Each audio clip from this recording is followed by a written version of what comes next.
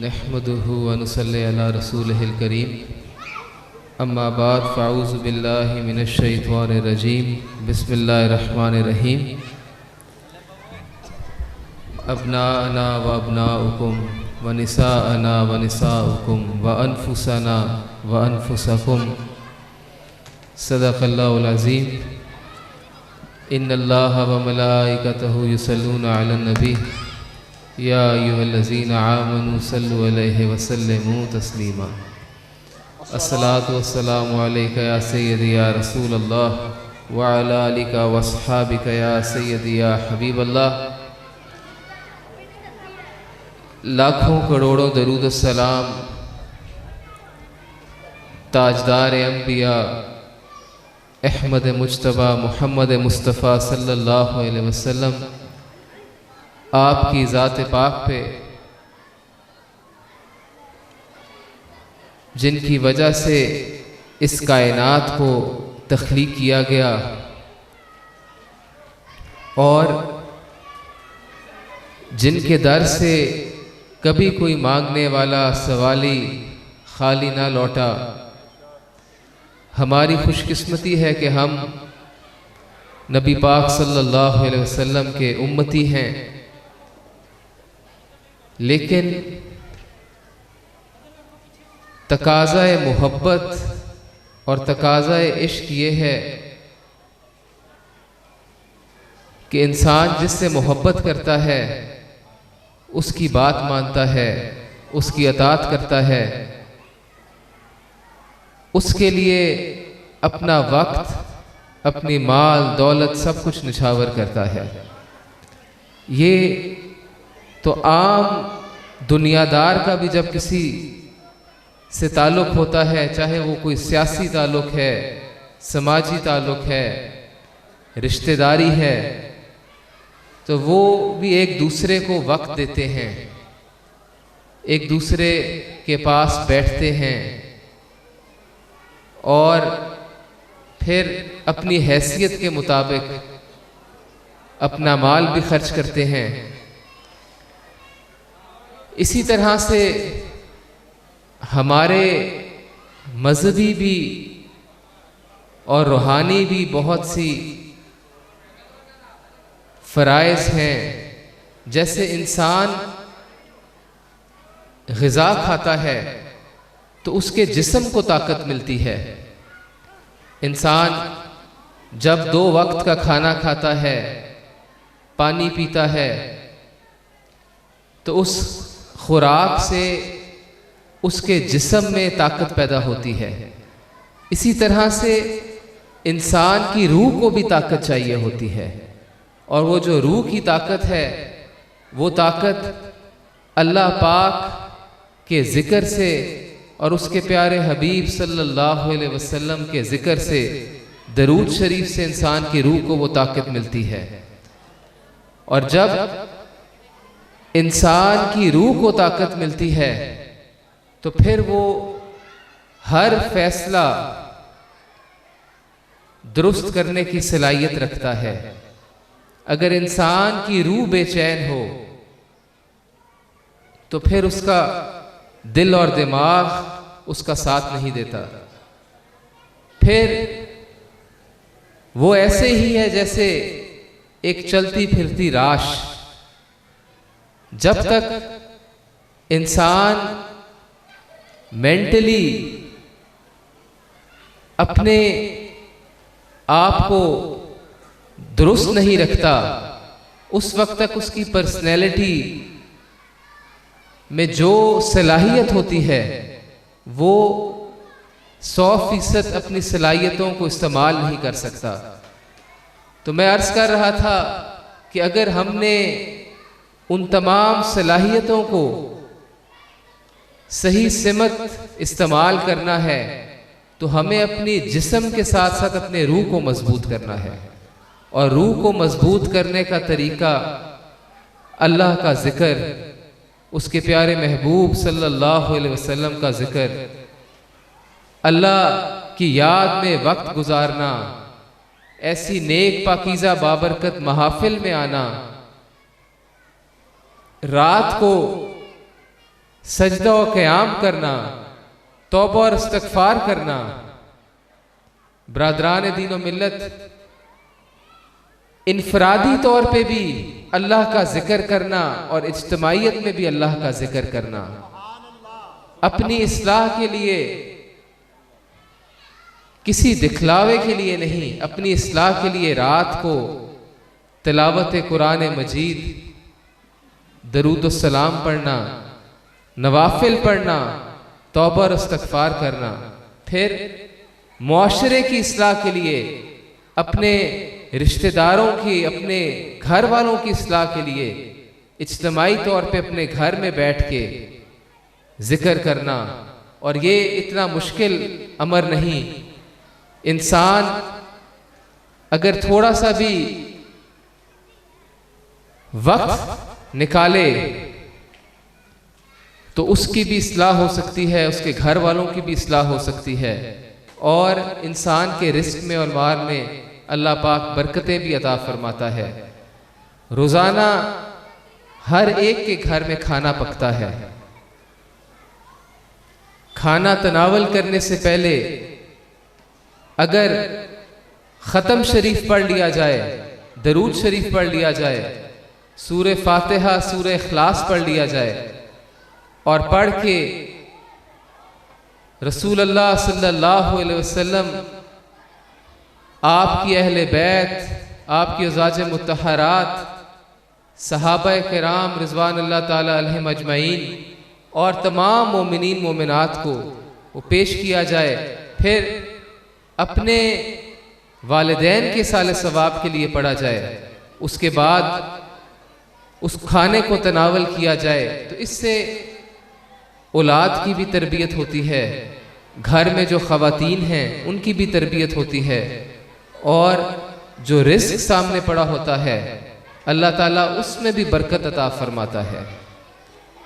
برادران دین و ملت، یہ وہ پاکیزہ بابرکت مہینہ ہے شعبان معظم کا، جسے نبی پاک صلی اللہ علیہ وسلم فرمایا کرتے تھے کہ شعبان میرا مہینہ ہے، رمضان اللہ کا مہینہ ہے اور شعبان میرا مہینہ ہے۔ اور آپ دعا فرمایا کرتے تھے اس مہینے میں کہ اللہ پاک ہمیں شعبان میں، رجب میں اور شعبان میں برکتیں عطا فرما، اور ہمیں رمضان کا بابرکت مہینہ نصیب فرما۔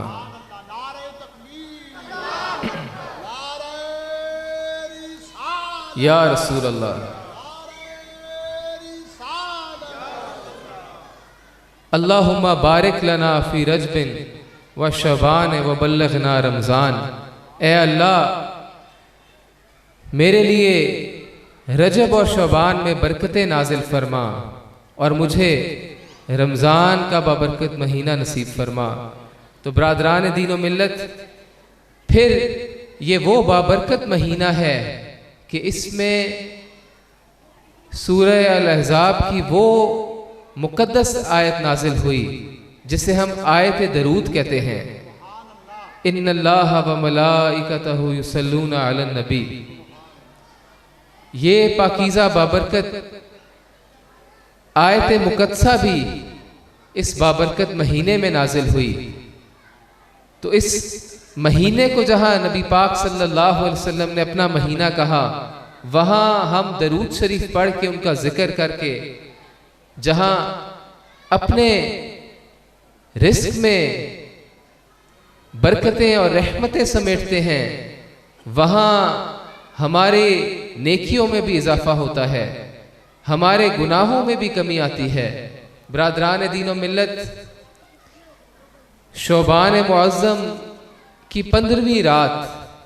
جو چند دنوں بعد آئے گی، جسے شب برات کی رات کہا جاتا ہے، اسے لیلۃ المبارکہ بھی کہا جاتا ہے، مبارک رات، لیلۃ الرحمہ بھی کہا جاتا ہے، رحمتوں والی رات، برکتوں والی رات۔ اور اس 15ویں رات کو اللہ کے پیارے رسول صلی اللہ علیہ وسلم آپ اس رات نوافل پڑھتے، سبحان اللہ، تلاوت قرآن مجید فرقان حمید کرتے، اور آپ بقی قبرستان میں جہاں آپ کی ازواج مطہرات جن کی وہاں قبور ہیں، آپ کے خاندان والوں کی جہاں قبریں ہیں، آپ کے چاہنے والوں کی، صحابہ کرام کی، شہداء کی جہاں قبریں ہیں، آپ جنت البقیع تشریف لے جاتے، سبحان اللہ، وہاں آپ ان سب کے لیے دعا فرماتے۔ تو برادران دین و ملت، یہ ہمیں سبق مل رہا ہے اصال ثواب کا، دعا کا، کہ جو راتیں برکتوں والی راتیں ہیں، رحمتوں والی راتیں ہیں، عظمتوں والی راتیں ہیں، ان راتوں میں بھی اپنے گھر والوں کے لیے دعا کریں، اپنے عزیز و اقارب کے لیے دعا کریں، اور تمام امت مسلمہ کے لیے دعا کریں۔ سبحان اللہ، سبحان اللہ۔ نبی پاک صلی اللہ علیہ وسلم نے اس رات کے متعلق آپ نے فرمایا کہ اس رات قبیلہ بنی کلب، جو کہ اس دور کا بڑا مشہور قبیلہ تھا، اور وہ مشہور تھا کیونکہ وہ جانور بہت زیادہ پالتے تھے، ان کے پاس کثیر تعداد میں جانور ہوتے تھے، بھیڑ، بکریاں۔ تو آپ صلی اللہ علیہ وسلم نے فرمایا اس رات اللہ پاک بنی کلب قبیلے کی بکریوں کے بال برابر انسانوں کی، مسلمانوں کی مغفرت فرمائے گا۔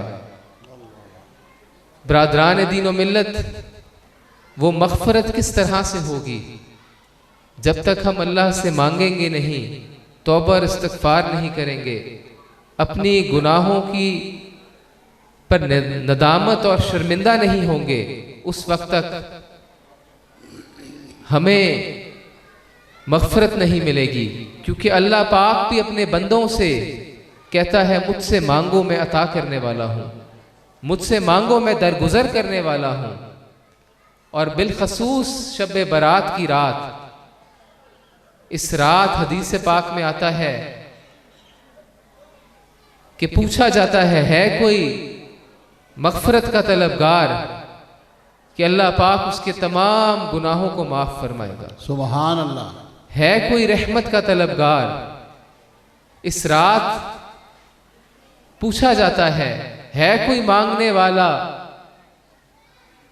اللہ پاک اسے عطا فرمائے گا۔ برادران دین و ملت، یہ آپ لوگوں کی اس وجہ سے میں توجہ اس طرف لا رہا ہوں عرس پاک کی محفل میں، کیونکہ چند دنوں بعد 15ویں رات ہے، آپ لوگ اس رات کو عبادت کریں، اس رات ساری رات جاگ کے اپنے رب کو منائیں، توبہ اور استغفار کریں،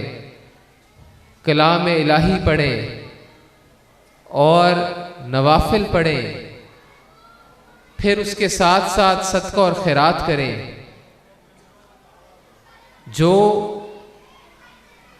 اللہ نے حکم فرمایا ان تعلیمات پر عمل کریں۔ برادران دین و ملت، یہ وہ بابرکت رات ہے جس میں پورے سال کے امور لکھ دیے جاتے ہیں، کس کو کتنا رزق تقسیم کیا جائے گا، سبحان اللہ، کس شخص کی اس سال وفات ہو جانی ہے، کس بچے نے پیدا ہونا ہے، وہ تمام امور لکھ دیے جاتے ہیں۔ اور پھر جو اہم واقعات ہونے ہیں پورے سال میں،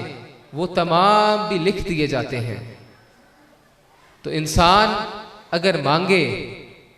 تو اللہ پاک ضرور عطا فرماتا ہے۔ برادران دین و ملت، پھر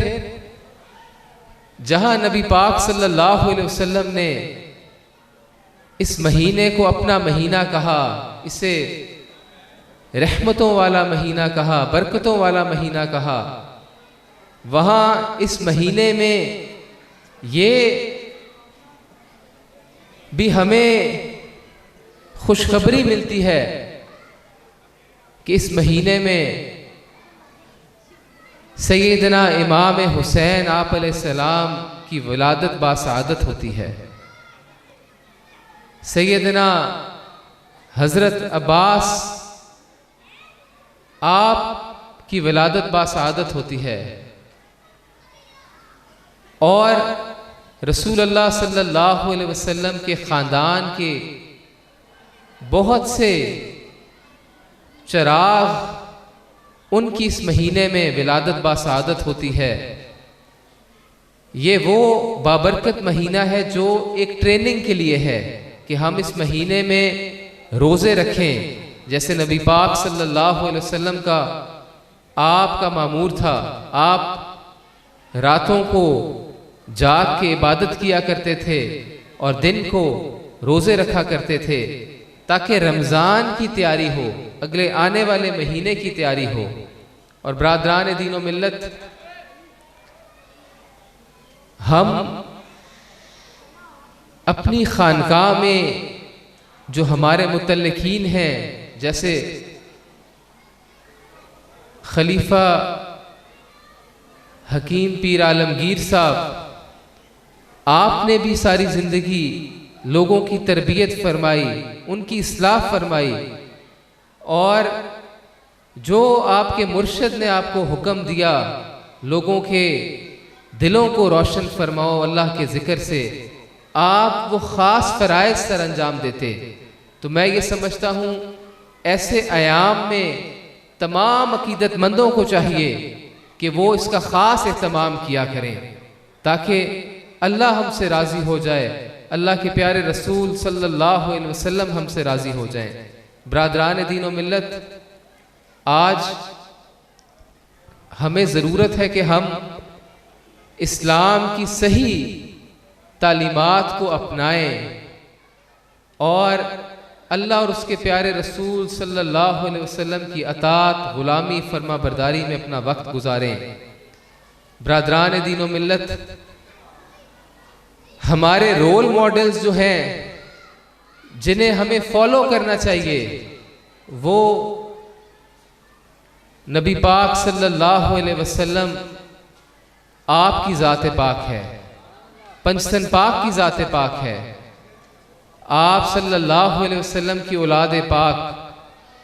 خلفۂ راشدین اصحاب اجمعین کی زندگیاں ہیں کہ جن سے ہم نے سیکھنا ہے کس طرح سے انہوں نے اپنی مال، دولت، جان، سب کچھ گھر بار چھوڑ کے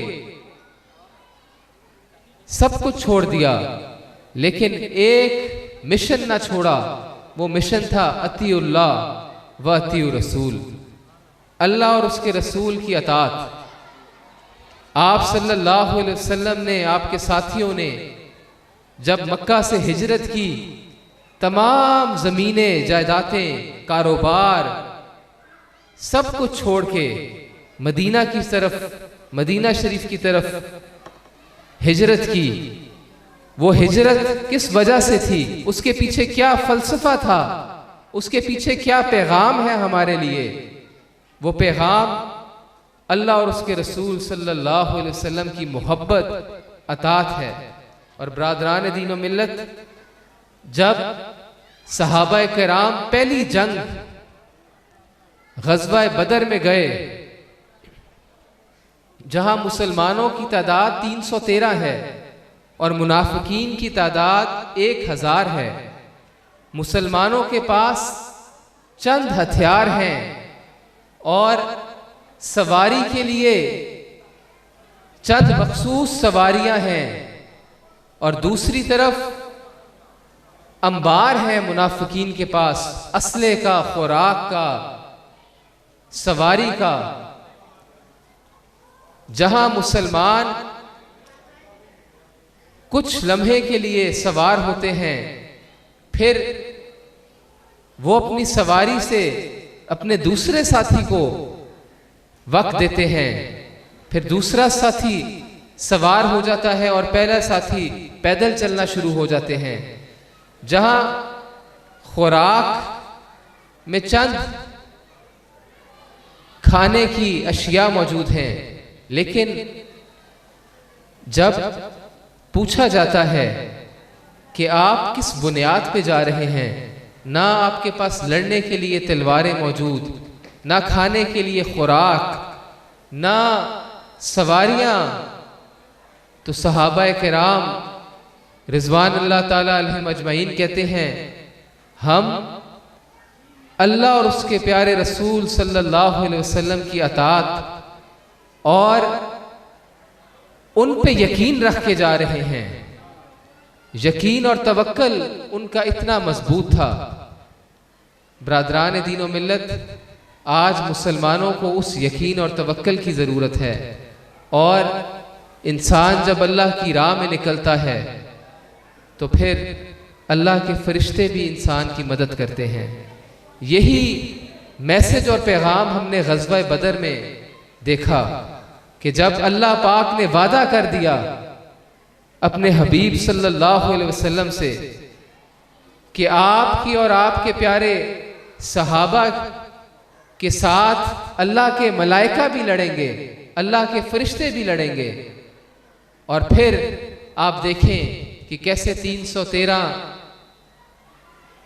جاں نثاروں نے وہ فتح اور نصرت حاصل کی. تو برادران دین و ملت، یہ تمام باتیں بتانے کا مقصد یہ ہے کہ ہمیں اس دور میں اپنی اصلاح کی ضرورت ہے، اپنے بچوں کی اصلاح کی ضرورت ہے، اپنے گھر والوں کی اصلاح کی ضرورت ہے، اور ہم جن سے پیار کرتے ہیں، اپنے دوستوں سے، ساتھیوں سے، ہمیں ان کو اللہ اور اس کے رسول صلی اللہ علیہ وسلم پنجتن پاک کی غلامی کی طرف لے کر آنا ہے، تاکہ یہ جو مشن ہے، اس مشن میں وہ لوگ بھی شامل ہوں اور روز محشر رسول اللہ صلی اللہ علیہ وسلم کی غلاموں کی صفوں میں، جہاں موڑا شریف کے عقیدت مند ہوں، وہاں آپ کی اولاد، آپ کے گھر والے بھی شامل ہوں. جہاں حکیم صاحب موجود ہوں، وہاں حکیم صاحب کے چاہنے والے، حکیم صاحب سے محبت کرنے والے، ان کے گاؤں والے بھی موجود ہوں. برادران دین و ملت، ہمارا رشتہ اس دنیا کا رشتہ نہیں، ہمارا رشتہ اللہ کے پیارے رسول صلی اللہ علیہ وسلم کی نسبت اور غلامی کا رشتہ ہے. جو اس نسبت کو تھام لیتا ہے وہ اس دنیا میں بھی کامیاب ہے، وہ قبر میں بھی کامیاب ہے، اور روز محشر بھی وہ کامیاب ہے، کیونکہ اس روز نبی رحمت صلی اللہ علیہ وسلم آپ شفاعت فرمائیں گے. سبحان اللہ، سبحان اللہ. حدیث شریف میں آتا ہے کہ نفسا نفسی کا عالم ہوگا، لوگ حضرت آدم علیہ السلام سے مدد طلب کریں گے. ہر امتی اپنے نبی کی طرف، اپنے پیغمبر کی طرف جائیں گے، ان سے مدد طلب کریں گے، لیکن بالآخر اس روز نبی پاک صلی اللہ علیہ وسلم کو وہ اختیارات دیے گئے کہ آپ اگر چاہیں تو اپنی آدھی امت کو بغیر حساب و کتاب کے بخشوا دیں،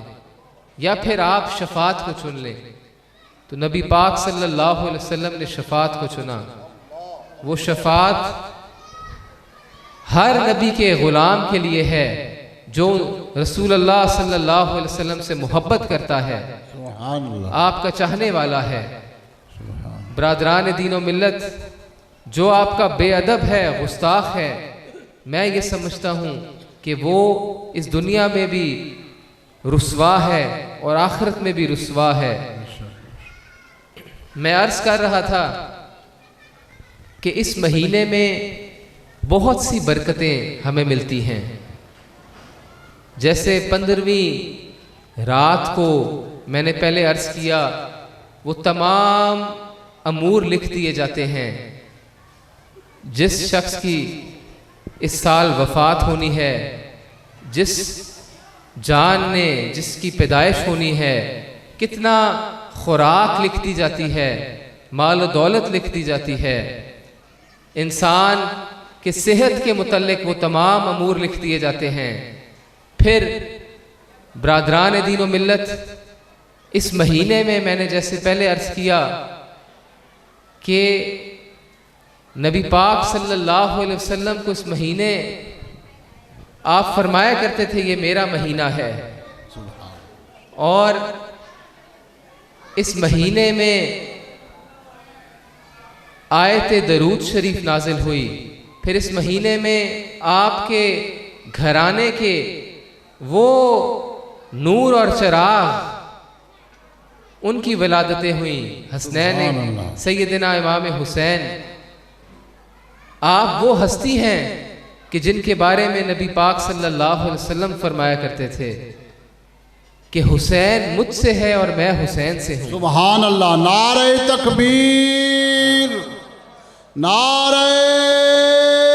رسالت، نعرہ رسالت، عظمت و شان و مقام مصطفیٰ، اہل بیت اطہار۔ رسول اللہ صلی اللہ علیہ وسلم آپ فرمایا کرتے تھے کہ حسن اور حسین جنت کے نوجوانوں کے سردار ہیں۔ بے شمار احادیث ہیں جن میں حسنین کریمین آپ کی شان، مقام اور مرتبہ بتایا گیا۔ آپ کے بارے میں بتایا گیا کہ جو حسن اور حسین آپ علیہ السلام سے محبت کرتا ہے وہ مجھ سے محبت کرتا ہے، یعنی جو حسن اور حسین علیہ السلام سے محبت کرتا ہے وہ دراصل رسول اللہ صلی اللہ علیہ وسلم سے محبت کرتا ہے، اور آپ نے فرمایا جو مجھ سے محبت کرتا ہے وہ اللہ سے محبت کرتا ہے، اور جو اللہ سے محبت کرتا ہے اللہ پاک اسے جنت عطا فرمائے گا۔ تو یہ محبتیں جو ہیں یہ جہاں دل میں ہونا ضروری ہے وہاں عملی طور پہ محبت کا ثبوت دینا بھی ضروری ہے کہ ہم ان کے بتائے ہوئے راستے پہ چلیں، ہم ان کے بتائے ہوئے نقش قدم پہ چلیں۔ برادران دین و ملت، آپ صلی اللہ علیہ وسلم نے یہ بھی فرمایا کہ جو حسن اور حسین سے بغض رکھتا ہے وہ مجھ سے بغض رکھتا ہے۔ برادران دین و ملت، ہم لوگ خوش قسمت ہیں کہ ہمارا تعلق سیدنا امام حسین آپ علیہ السلام سے ہے، اور ہم ان کے محبت کرنے والے ہیں، ان کے چاہنے والے ہیں۔ موڑا شریف کا مشن درس حسینیت ہے۔ درس حسینیت کیا ہے؟ درس حسینیت دراصل علم کا نام ہے، ادب کا نام ہے، محبت کا نام ہے، علم کا نام ہے، روشنی کا نام ہے، اطاعت مصطفیٰ صلی اللہ علیہ وسلم کا نام ہے، اندھیروں کو دور کرنے کا نام ہے، اور درس حسینیت مسلمانوں کو آپس میں جوڑنے کا نام ہے، مسلمانوں کو نبی پاک صلی اللہ علیہ وسلم کی غلامی، محبت کی طرف لے کے جانے کا نام ہے، اور یزیدیت جو ہے وہ گمراہی کا نام ہے، مسلمانوں کو لڑانے کا نام ہے، فتنہ اور فساد کا نام ہے۔ برادران دین و ملت، ہمیں آج درس حسینیت پر عمل کرنا ہے۔ آخری بات کر کے میں اجازت چاہوں گا، اور یہ بات آپ غور سے سنیں۔ گناہوں سے سچی توبہ کرنے والا اس شخص کی مانند ہے جس نے گناہ کیا ہی نہ ہو۔ یہ حدیث شریف کا مفہوم ہے کہ جو اپنے گناہوں سے سچی توبہ کرتا ہے وہ شخص کی مانند ہے جس نے گناہ کیا ہی نہ ہو۔ اب ہر انسان مختلف گناہوں میں جکڑا ہوا ہے، کوئی ناپ تول میں کمی کرتا ہے، کوئی غیبت کرتا ہے، کوئی جھوٹ بولتا ہے، کوئی والدین کا نافرمان ہے، کوئی نشہ کرتا ہے۔ برادران دین و ملت، ہمیں اپنی اصلاح کرنی ہے، جو ہمارے اندر کمی ہے ہمیں اسے دور کرنی ہے۔ چند ایسے لوگ ہیں جن کی خاص اللہ کے پیارے رسول صلی اللہ علیہ وسلم نے نشاندہی فرما دی کہ ان کی مغفرت شب برات کو بھی نہیں ہوگی، لیلۃ القدر کی رات، جو کہ ایک رات میں عبادت کا ثواب 1000 مہینوں کے برابر ہے، جو کہ طاق راتوں میں ہے رمضان کی، اس میں بھی یہ لوگ محروم رہیں گے۔ اور یہ لوگ ایسے لوگ ہیں کہ جن کی توبہ اس وقت تک قبول نہیں ہوگی جب تک وہ اپنے یہ گناہ نہ چھوڑ دیں۔ سب سے پہلے مشرک، یعنی وہ شخص جو شرک کرتا ہے، ایک خدا سے زیادہ خداؤں کی عبادت کرنے والا ہے، ایسے لوگوں کی توبہ نہ شب برات میں قبول ہے، نہ لیلۃ القدر میں قبول ہے، نہ عید کے ایام میں قبول ہے، نہ کسی اور دن میں قبول ہوگی، جب تک وہ شرک نہ چھوڑ دے اور اللہ پاک کو وحدہ لا شریک نہ مانے، ایک نہ مانے، ایک اللہ کی عبادت نہ کرے۔ تو یعنی اس میں صاف بتا دیا گیا کہ کفار، منافقین اور وہ لوگ جو ایک خدا سے زیادہ خداؤں کی عبادت کرتے ہیں، ان کی دعا اس رات قبول نہیں ہوگی۔ پھر بتا دیا گیا کہ وہ لوگ جو کینہ رکھتے ہیں، حسد کرتے ہیں، یعنی کسی دوسرے سے حسد کرنے والے، کینہ رکھنے والے، کینہ رکھنے والوں کے متعلق کہا گیا کہ یہ ایسے لوگ ہیں جو کسی دوسرے سے حسد کی بنا پہ انہیں نقصان پہنچاتے ہیں۔ یعنی ایک گاؤں میں اگر کسی شخص کا اچھا کاروبار ہو گیا یا اچھی نوکری لگ گئی تو اس کے ارد گرد کے لوگ، اس کے رشتہ دار، اس کے ہمسائے اسے حسد کرنا شروع ہو گئے، اسے نقصان پہنچانے کی کوشش شروع کر دی۔ تو ایسے لوگ جو کسی کے لیے برا سوچتے ہیں اور اپنے دل میں برا رکھتے ہیں، ایسی لوگوں کی بھی دعا قبول نہیں۔ لہٰذا حسد نہ کریں، کینہ نہ کریں اور اپنے دلوں کو پاک اور صاف رکھیں۔ اللہ نے ہر ایک کے لیے رزق رکھا ہوا ہے، آپ لوگ خود کوشش کریں کسی دوسرے سے نہ جلیں۔ اسی طرح سے وہ لوگ جو کسی معصوم کا ناحق قتل کرتے ہیں، ایسے شخص کی جو ہے وہ توبہ قبول نہیں ہوگی۔ پھر وہ شخص جو عادی نشے میں ہے، یعنی بہت زیادہ نشہ کرنے کا عادت ہے، جسے شراب پینے کی عادت ہے، ایسے لوگوں کی دعا قبول نہیں۔ پھر 5ویں نمبر پہ وہ لوگ، ایسا طبقہ، اور یہ ہمارے معاشرے میں بہت زیادہ بڑھ رہا ہے، جو والدین کے نافرمان ہیں۔ ان کے بارے میں بھی اللہ کے پیارے رسول صلی اللہ علیہ وسلم نے فرما دیا کہ ایسے لوگوں کی بھی توبہ قبول نہیں۔ شب برات کے دن، شب برات کی رات، وہ پوری رات عبادت کریں، پوری رات توبہ اور استغفار کریں، تلاوت قرآن کریں، دن کو روزہ رکھیں، لیکن جب تک والدین کی نافرمانی نہیں چھوڑیں گے اس وقت تک ان کی توبہ قبول نہیں۔ جب تک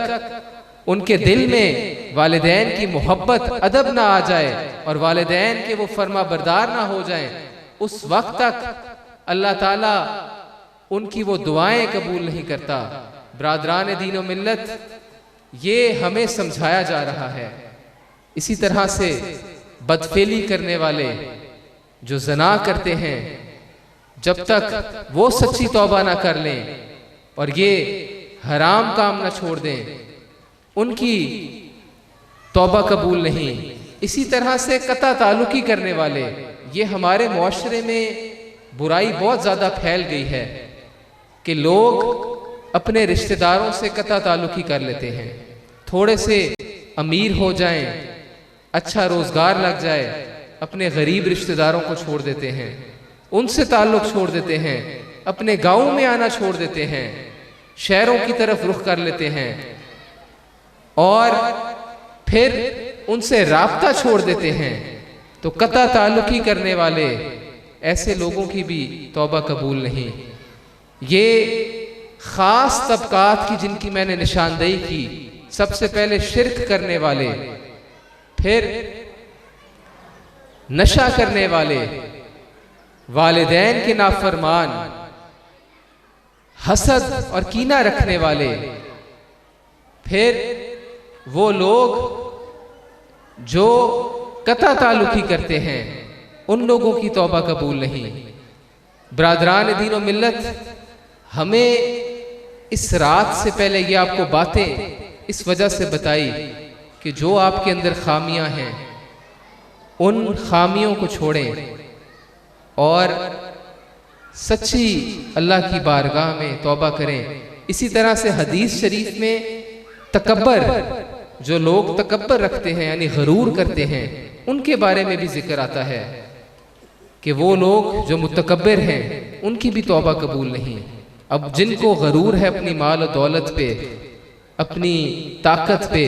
اپنی صلاحیت پہ، تو برادران دین و ملت یہ سب رب کی عطا ہے۔ اللہ تعالیٰ جسے عطا کرے، جسے نوازے۔ المختصر، ہماری آج کا محفل کا خلاصہ یہ ہے کہ ہمیں اپنی زندگیاں اگر حقیقی معنوں میں کامیاب کرنی ہیں تو پھر ہم اللہ اور اس کے رسول صلی اللہ علیہ وسلم کی اطاعت، غلامی اور فرما برداری کریں، اپنے دلوں میں پنجتن پاک کی محبت رکھیں، ان کے بتائے ہوئے راستے پہ چلیں، اور وہ اعمال کریں جو ہمیں، جس کا حکم دیا گیا اللہ پاک نے اور اللہ کے رسول صلی اللہ علیہ وسلم نے۔ والدین کی فرما برداری کریں، ان کے حقوق کو پورا کریں، ان سے محبت کریں، ادب کریں، معاشرے میں اچھے کام کریں، جو رحم دلی کریں، غرباء و مساکین کی مدد کریں، غرور نہ کریں، متکبر نہ ہوں۔ اللہ تعالی ہمیں نبی رحمت صلی اللہ علیہ وسلم کی غلامی نصیب فرمائے اور ہماری روح کو حقیقی معنوں میں اللہ اور اس کے رسول صلی اللہ علیہ وسلم کی ذکر کی طرف راغب فرمائے، ہمارے دلوں کو روشن فرمائے۔ یہی دربار عالیہ موڑا شریف کا پیغام تھا، یہی حکیم صوفی پیر عالمگیر صاحب کا پیغام ہے، یہی اولیاء اللہ کا پیغام ہے کہ محمد سے وفا تو نے تو ہم تیرے ہیں، یہ جہاں چیز ہے کیا لوح و قلم تیرے ہیں،